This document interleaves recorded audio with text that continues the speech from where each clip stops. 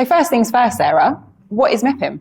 MIPIM is the biggest event in the property calendar. So anyone in property and construction converges on Cannes, down in the south of France, and meet to talk about deals, to talk about what's happening in the industry, and to basically build more connections.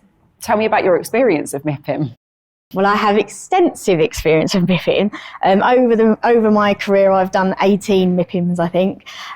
So yeah, in lots of different ways for lots of different businesses of all different sizes. And I'm sure having done 18, you've seen some absolute highs and some absolute lows as well. Yeah, absolutely. And I know the kind of things to avoid and the things that work well, no matter what your budget actually. But it is about being really clear on what you want to do while you're down there, and being clear on what you're going to do before and after. And then thinking about the preparation now, what you might be doing during the event and what might happen afterwards, what would you recommend at this stage? So I think the first thing is, if you haven't got budget approval yet, then you need to get that as soon as possible. And the best way to do that and to have a compelling business case for going down there is to be really clear about what you want to achieve. So do you want to achieve meeting X number of new companies? Do you want to achieve really being involved in some of the key discussions down there around big regeneration projects, etc.? What do you want to achieve out of it? And then once you've got that plan and you're really clear about that plan, you're going to be much easier for you to measure the return on investment that you get. So first thing is have a really clear idea of what you want to be doing down there so that you can create that compelling business case. Then you need to be thinking about what's going on down at MIPIM and where do you need to be looking to find out what you want to be involved in. So who's hosting events down there and can you get an invitation along?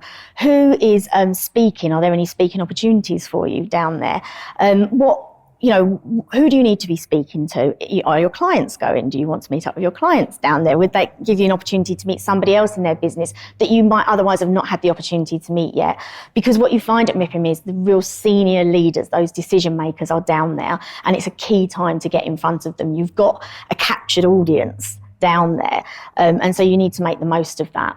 And then while you're there, make sure you're active on social media, make sure that you are taking photos, that you are, linking in with other people, doing all of that good stuff. A key tip I would say is, and this might sound a bit old-fashioned, get some business cards printed and have them with you, because if you lose charge on your phone and you can't link someone in or whatever else, you've always got your business cards to fall back on. And the thing I would say is a lot of people don't have business cards anymore. So maybe you'll just stand out a little bit from the crowd. While you're there, be really clear about recording who you've met, where you met them. Try and, make some notes for yourself on maybe what colour tie they were wearing or dress they were wearing, what you talked to them about, so that you can do some really good follow-up when you get back. And then when you get back, strike while the iron's hot. As soon as you get back, get on with that follow-up. Have those conversations, because if you don't, other people will be. And that you need to make sure, if you're going to MIPIM, that you've put aside enough time when you get back to do that follow-up, because people often end up out of the office for a week at MIPIM. They're trying to catch up with their work and then they let that follow-up go, and that's the worst thing you can do. So maybe don't take annual leave as soon as you're back then. No, absolutely not. Although most marketing people will, because they'll be exhausted. And then thinking about how Sagacious Goat is then able to help those companies that are either preparing for MIPIM right now or planning their business case, what are we able to do? So we can help companies to create a business case for why they should be at MIPIM. We can help them look at what their plan is and how to achieve that plan. What are the best ways they can use MIPIM to get the most out of it? We've got the ability to help do those strategies and the resource to support in making them have a successful MIPIM. So thanks for sharing those insights, Sarah. It's been great to learn more about what Sagacious Goat is going to be able to do for those companies. So wherever you are in your planning journey for MIPIM, we'd love to be able to support you, maximise the return on investment and demonstrate the business case back to the company. So get in touch. We'll speak to you soon.